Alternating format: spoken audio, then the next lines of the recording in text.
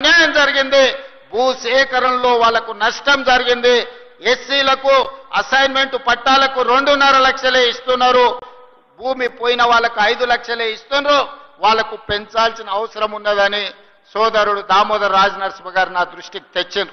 ఎంబడే మా అధికారులను పిలిపించి మీరు అక్కడికి వెళ్ళి పరిశీలించి ఆ ప్రాంత రైతులతోని మాట్లాడండి, వాళ్లకు న్యాయం జరగాలి అని నష్ట పరిహారాన్ని పెంచి ఇవ్వడమే కాదు వాళ్ళని అందరిని పిలిచి మాట్లాడి ఈ రోజు భూసేకరణ కార్యక్రమాన్ని వేగంగా ముందుకు తీసుకెళ్లి ఈ ప్రాంతంలో ఇండస్ట్రీస్ పార్క్ తీసుకొచ్చి ముఖ్యంగా ఆటోమొబైల్ ఇండస్ట్రీ తేవాలని ఇవాళ హుండై కార్ల పరిశ్రమకు జైరాబాద్ నిమ్స్ లో స్థలాన్ని కేటాయించి 450 ఎకరాలు కొదొందర్లోనే హుండై కార్ల ఉత్పత్తి సంస్థ ఇక్కడ వాళ్ళ కార్యక్రమాలను ప్రారంభించబోతుందని తెలియజేయడానికి నేను సంతోషపడుతున్నా. అదే కాదు ఇప్పటి దగ్గర స్థానిక శాసనసభ్యులు మాణిక్రావు గారు, అదే విధంగా మా పెద్దలు సురేష్ శెట్కర్ గారు, అదే విధంగా టీజీఐఐసి చైర్పర్సన్ నిర్మలా జగ్గారెడ్డి గారు, చైర్పర్సన్ గారి తరఫున జగ్గారెడ్డి గారు వచ్చి నాకు ఒక సూచన చేశారు. నేను ఈ జిల్లా నుంచి ప్రాతినిధ్యం వహిస్తున్నా, ఈ భూములు పోయిన వాళ్లకు మీరు ఇందిరమ్మ ఇండ్లు ఇస్తే ఇందిరమ్మ పేరు శాశ్వతంగా గుర్తు పెట్టుకుంటారు, మీరు ప్రకటన చేయాల్సిందే అని జగ్గారెడ్డి గారు వచ్చి నా పక్కన కూర్చొని పంచాయతీ పెట్టారు. అందుకే ఇవాళ సురేష్ శెట్కర్ గారు, స్థానిక శాసనసభ్యులు, అదేవిధంగా జగ్గారెడ్డి గారు, మా దామోదర్ రాజ నరసింహ గారి సూచన మేరకు నేను ఈ వేదిక మీద నుంచి ఇక్కడ ఉన్న జైరాబాద్ నిమ్స్ లో 12,500 ఎకరాల భూమి ఎవరైతే కోల్పోయినరో 5,600 కుటుంబాలు ఉన్నాయి. 5,600 కుటుంబాలకు ఇందిరమ్మ ఇండ్లను మంజూరు చేస్తానని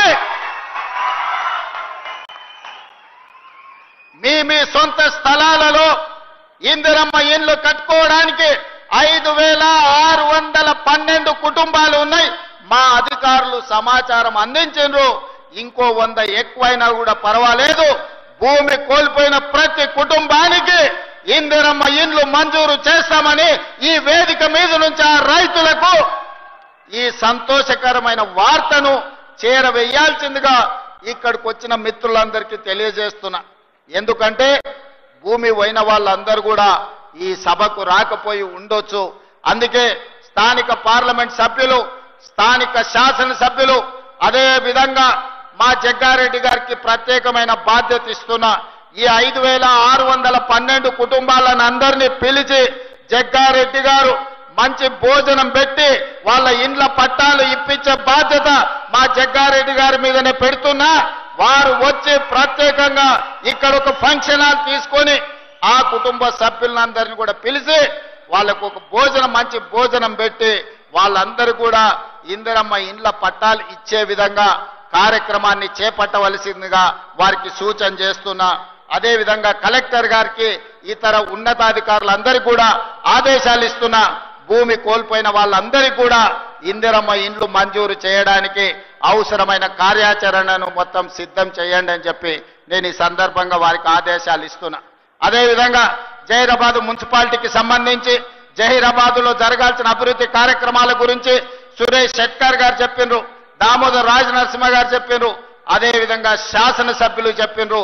తప్పకుండా దానికి సంబంధించి ఒక ప్రత్యేకమైన సమీక్ష చేసి ఏమేమి ఇవ్వగలుగుతామో మున్సిపాలిటీలో అదే డ్రైనేజ్ వ్యవస్థ కావచ్చు, సీసీ రోడ్లు కావచ్చు, తాగునీటి సమస్య కావచ్చు, ఏమి నిధులు అవసరం అవుతాయో అధికారులందరినీ కూడా పిలిచి సమీక్ష చేసి జహీరాబాద్ నియోజకవర్గానికి అవసరమైన నిధులను మంజూరు చేయడానికి నాకు ఎలాంటి అభ్యంతరం లేదు.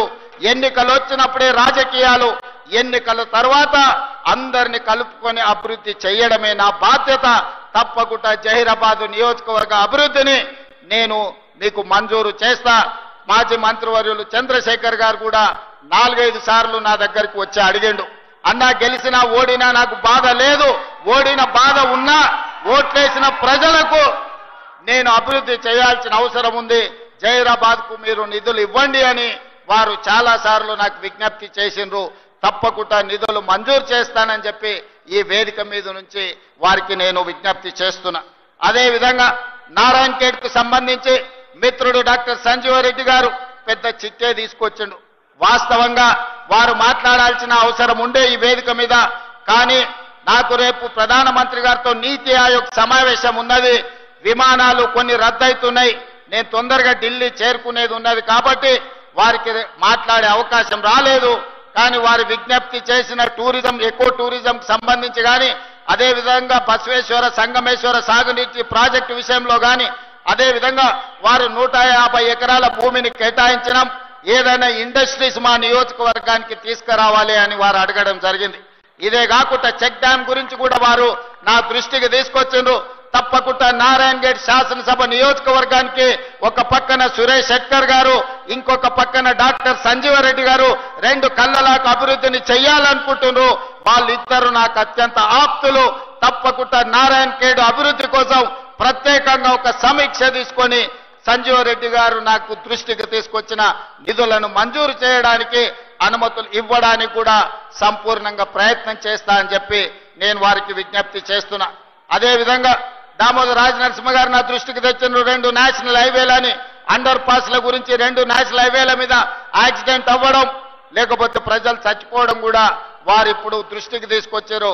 తప్పకుండా ఈ నేషనల్ హైవేస్ లో ఉండే అండర్ పాస్ల విషయంలో కేంద్ర ప్రభుత్వంతో మాట్లాడి నిధులు తీసుకొచ్చి తప్పకుండా ఈ ప్రాంత అభివృద్ధి కోసం నా వంతు సహకారాన్ని మీకు అందిస్తానని చెప్పి నేను విజ్ఞప్తి చేస్తున్నా.